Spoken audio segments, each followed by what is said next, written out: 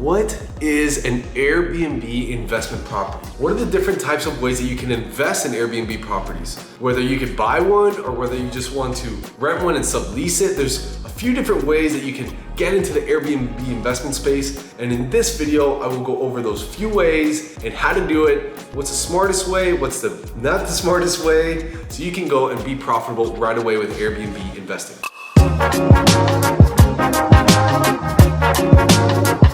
My name is Raul Balufe, and I help people start and scale the real estate investing business, whether it's buying that first investment property or whether it's scaling to 6 figures or more online without ever going to have to see houses. So, what are we talking about today? Airbnb. It's a huge industry. There's so many people Airbnb-ing houses. There's so many houses to do it. There's so much money to be made. But is it the right method?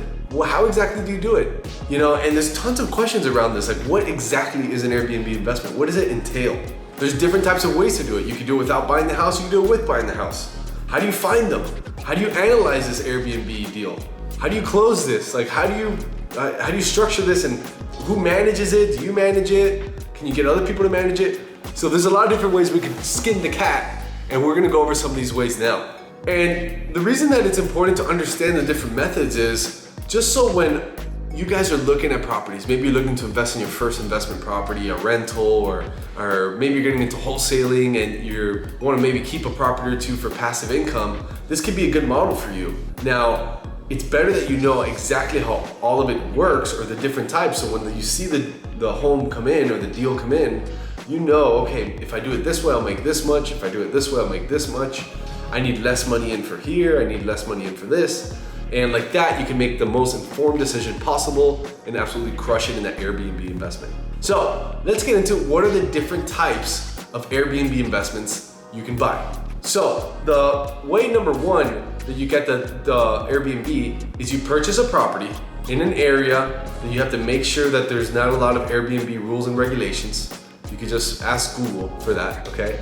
Or ask a local expert. So you buy a property, whether it's cash, private money, conventional with a bank, FHA with a bank. You buy a property, let's call it $100,000, and then you just fix it up and you put it on the Airbnb website and get the rental income like that. That is a very simple way to do that. And there's a couple different ways you can buy it, right? Like I mentioned, conventional, you can get a partner, you can buy it all cash, you can buy FHA, you can use a private money loan, you can use a hard money loan. So there's a couple different ways you can do that model that can involve very little money or not a lot of risk.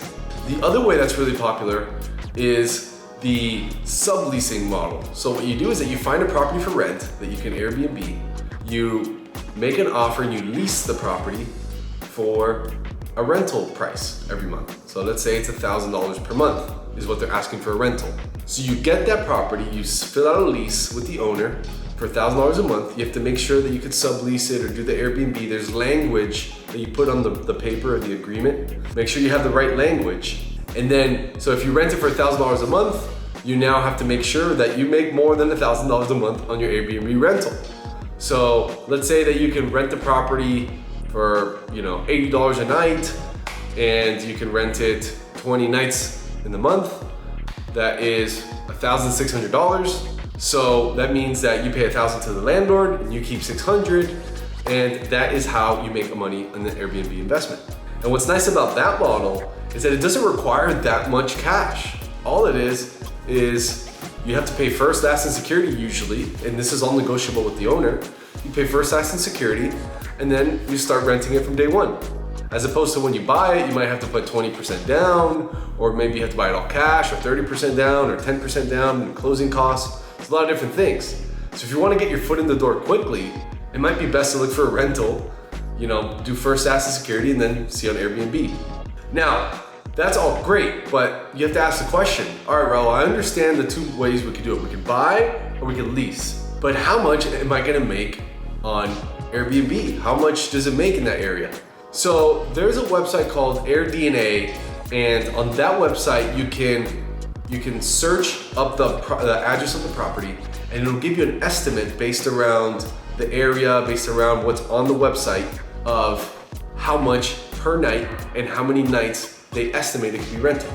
So that's a really good place to start when you want to buy a house in your backyard.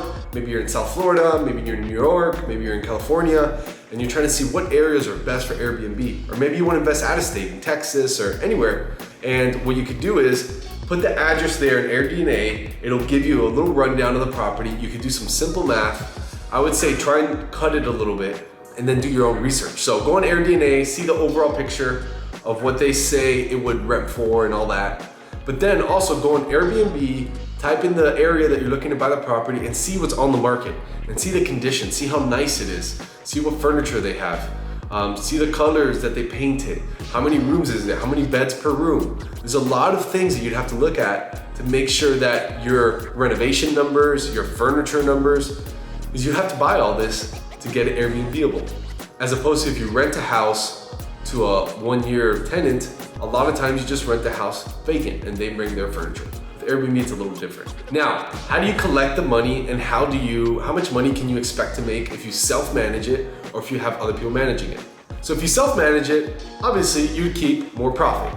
So if you bring in $1,600, that's that early example, all you have to do is pay that $1,000 rent and then you keep $600 because you manage it yourself. And there's also cleaning fees you can add and maintenance fees and things like that. But now, let's say you want to be more on the passive end. You want to buy a property, you want to lease a property, and you don't really want to deal with all the people coming in and out and the cleaning services and things like that. So you'd get a management company. And typically these management companies will run you anywhere from 15 to 20% of the income per month. So if the income in the month is $1,000, they will keep 200 or 150 and you get the rest. But in theory, they should be doing everything. They should be managing that property. They should be taking care of the tenants coming in and out, listing it online, collecting the payments, and then sending you a check every month. You always are encouraged to manage your managers because people make mistakes, companies make mistakes. However, that is the other route you can go. The last tip I would give you on this, and it's the most important one, the money is made in this Airbnb business or in this real estate business in general. When you're investing in properties, the money is made on the acquisition side, on the purchase or on the lease agreement in this case. So if you purchase a property well at the right price, based on the comparables, and you can make money Airbnb and you can make money on a long-term rental, then I would say go for it. If you can only make money on Airbnb, let's say you buy a property for $200,000 and it rents for $1,500 and your mortgage is $1,500, for example. That means you break even on a long-term rental. But if you can make money on Airbnb, that means you only have one exit strategy for passive income.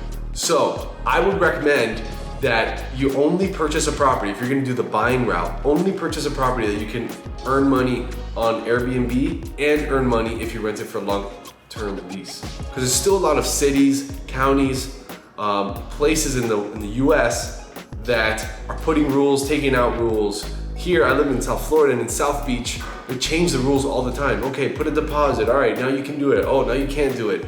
So it's a little dangerous if you're buying a property just based on that. And I would recommend analyzing the property for minimum two exit strategies. And if it hits that, then okay to purchase. Same thing with the lease route. So guys, go out there and crush it. Analyze these deals Airbnb. I hope this video was able to help you. And feel free to click that bell, like and subscribe so it can help me with this YouTube algorithm. And I will help you in your next video. I'll put some more tips and tricks. You can check me out, raulbluefer.com. I'll see you on the next video. Peace.